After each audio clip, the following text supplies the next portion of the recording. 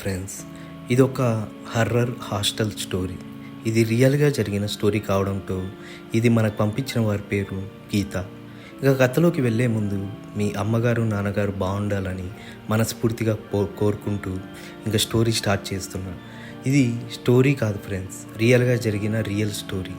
ఏంటంటే గీత అనే ఒక అమ్మాయి తన హాస్టల్ గురిలో జరిగిన సిచ్యువేషన్ మనకి చెప్తూ పంపించిన స్టోరీ.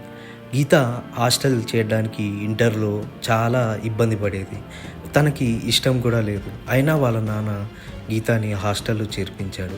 హాస్టల్లో చేర్పించే ముందు తనకి బిర్యానీ ఇచ్చాడు. ఇచ్చి చూడమ్మా, ఇకపై నుంచి నువ్వు ఇక్కడే ఉండాలి అని చెప్పాడు. గీత ఎలాగోలా చస్తాలే, నాకు ఇష్టమే లేదు, అయినా కూడా మీరు బలవంతంగా చేర్పిస్తున్నారు అని చెప్పి చాలా బాధగా వాళ్ళ నాన్నతో అనింది. వాళ్ళ నాన్న ఇంకా తప్పదమ్మా, ఎట్లో అలా సర్దుకో అని చెప్పేసి వెళ్ళిపోయాడు. వెళ్ళిపోతూనే వెంటనే హాస్టల్లో తనను ఒక అమ్మాయి రిసీవ్ చేసుకుంది. తన పేరు మాయ. అయితే మాయ గీతతో చాలా క్లోజ్గా ఉండేది. అలా ఒకరోజు గీత ఏమనిందంటే, మాయ మనం బిర్యానీ తెచ్చుకుందాంపా అని చెప్పి ఇద్దరు వెళ్ళి హోటల్ నుంచి బిర్యానీ తెచ్చుకున్నారు. అయితే తెచ్చుకుంటూనే మాయ ఏం చేసిందంటే, వెంటనే తినకుండా కాసేపు ఉండు, నేను స్నానం చేసి వచ్చి తిందాం అని చెప్పింది. చెప్తూనే గీత ఇంకా క్లాస్లోకి వెళ్ళి తన పాటికి తన లైబ్రరీలో చదువుకుంటూ ఉంది. అయితే తన స్నానం చేసి వచ్చిన తర్వాత మాయ తన ఊరికి వెళ్ళిపోవడంతో తనకి గీతకి ఫోన్ చేసినా గీత కాల్ లిఫ్ట్ చేయలేదు. ఎందుకంటే తను లైబ్రరీలో ఉండడంతో ఫోన్ సైలెంట్లో ఉన్నింది.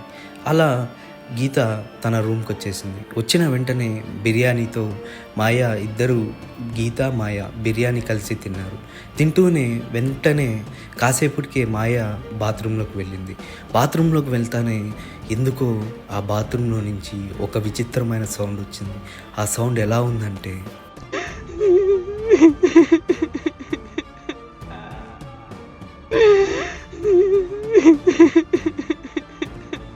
భయపడిన గీత, ఏంటి మాయ అలా ఏడుస్తున్నావు అని గట్టిగా బాత్రూమ్ డోర్ని కొట్టింది. ఎంతసేపు కొట్టినా బాత్రూమ్ డోర్ ఓపెన్ కాలేదు. సడన్గా బాత్రూమ్ డోర్ ఓపెన్ అయింది. ఓపెన్ అయితేనే గీత లోపలికి వెళ్ళింది. లోపలికి వెళ్తానే లోపలంతా రక్తంతో మాయ ఉంది.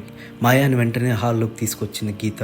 ఉండు గీత, ఏమైంది నీకు అంటే, మాయ లేదు, ఎందుకో కాలు జారి కింద పడ్డాను, దానివల్ల తల పగిలింది అని చెప్పింది. చెప్తూనే గీత మాయాతో కట్టు కడతానుండు అని బయటకు వచ్చింది. బయటకు వస్తూనే గీత ఫోన్ చెక్ చేసుకుంటే 2 మిస్డ్ కాల్స్ ఉన్నాయి. ఆ 2 మిస్డ్ కాల్స్ కూడా మాయా చేసింది. గీత ఒక్కసారిగా షాక్ అయిపోయింది.